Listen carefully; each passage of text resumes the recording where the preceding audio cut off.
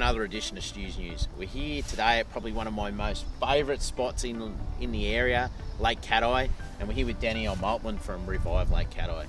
And what we wanted to talk about was actually what's happening in the lake and how it's changed over the last, 30 years? And in the last 6 months, how bad it's become.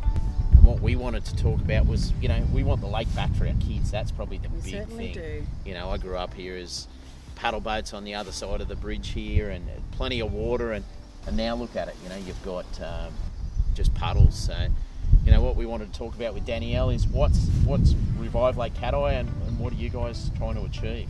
Well, Revive Lake Cathie, Stu, started in March, and we're a group of locals that have come together to try and look at the sustainability and the health of our lake.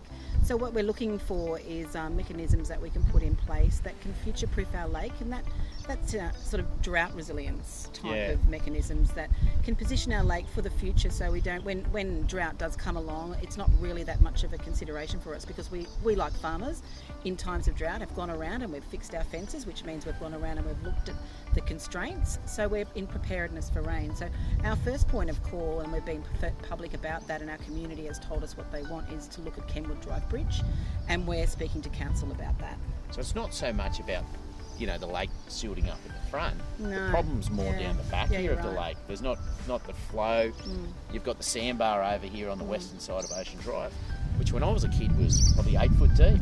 It has changed the whole thing of the lake, and as I said before, we want it back for our kids. Yeah, and we want our children to enjoy the lake, and that's where the boards come from, and even our whole community. Our community and our children want to enjoy the lake.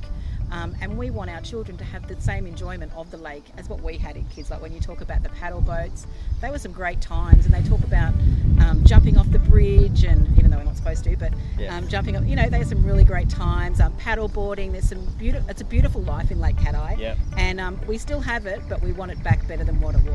Yeah, so it is. I suppose Revive Lake Cathie is about getting the stakeholders, council, national parks? National parks and Office of Environment and Heritage and Department of Planning all together. There's a number of stakeholders. We want to get everybody on the table all together, and we just want to do the right thing by our lake and get everybody on board. We've always talked about at Lake Cathie that we want to have it to be a great story about community and local and state and federal government, doing the right thing by our community and the environment and making really great change together. Facebook page is amazing. Some great old stories in there too, which is awesome. But it's not a political thing. It's environment, and it's about the future of Lake Cathie and the Camden Haven. Yeah, well, look, everybody knows Lake Cathie is a beautiful place.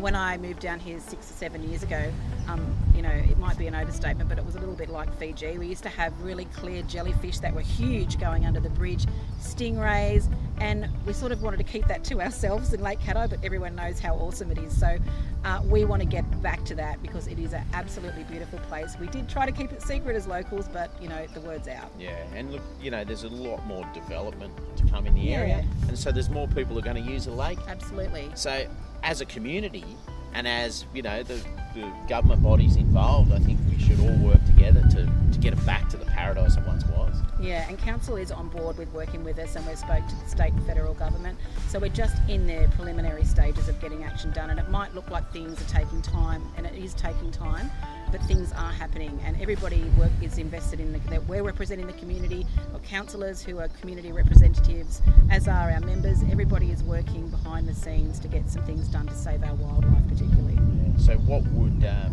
people who follow your Facebook page, what would you like them to do? I think it more so is just to save our message. Go out and about, see what you can see, let council know, let us know what you're finding. Be passionate about the lake. Everybody is. It's a beautiful place. Let everybody know that that you're a part of Revive Lake Cathie and you're a part of a community that really wants to save our lake. It's so good to see community, stepping in. Oh, it's been amazing. Like the Lake Cathie, not just the Lake Cathie community, because you don't have to be a Lake Cathie resident to be a member of Revive Lake Cathie. We've had people coming from everywhere across the world to try and be a part of this because, and for good reason. We want to save our marine life and position our lake for the future. Great. Thanks, Danielle. Oh, thanks for coming to Stew's News. It's fantastic. Get on board with Revive Lake Cathie, and we urge all the stakeholders certainly to look at this major, problem we've got here, and let's all work together to get a great result for the environment. Thanks for tuning in to Stu's News. Till next time, talk to you soon. Thanks, Stu.